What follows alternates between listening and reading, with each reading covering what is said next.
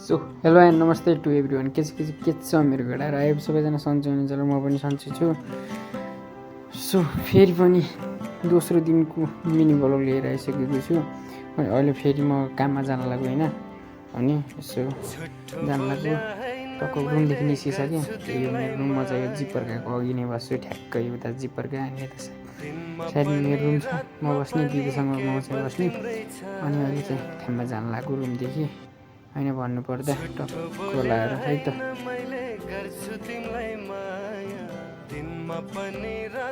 So अहिले चाहिँ म पसलमा पनि आइसकेँ होइन। पसलमा आएर टक्क एकछिन बसेको छु होइन। एकछिन तिमीले काम सेल गर्ने अरे होइन। एकछिन सेल गर्ने पसलमा आएर पनि बस्ने। अहिले भोलितिर जानुपर्छ अरे। अनि कपडाहरू पनि दामी दामी आएको छ होइन, गर्ल्सको लागि अनि बोइजको लागि होइन। टक्क यो चाहिँ गर्ल्सहरूको लागि हो होइन।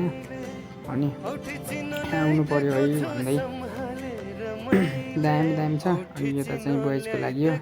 त्यही त के भन्नु छ र, आउनु होला सबैजना, त्यस्तै छ है त। अरू त के गर्नु म चाहिँ। सो अहिले चाहिँ म चाहिँ पसलमा छैन, दिनभरि बसिरहेको नि अहिलेसम्म नि केही भएको छैन। अहिलेसम्म नि एउटा कपडा नि एक पिस कपडा नि बिकेको छैन यार। मलाई बेजान लाग्दै बसेको छ दिनभरि वाक्क लाग्दैछ। एक मान्छे नि कोही छैन नि, मेला जस्तो पनि छैन। यो दाइ पनि एउटा बाइकहरू लिएर जान लाग्नु भएको पसलमा होइन। के नै भन्नु छ र, त बसेको छ वाक्क लाग्दो। अनि यो चाहिँ म यसो कति पसलमा मात्रै बस्नु भएर टक्क यसो मेलाको माहौलतिर आएको होइन। ठिकै रहेछ माहौल नि।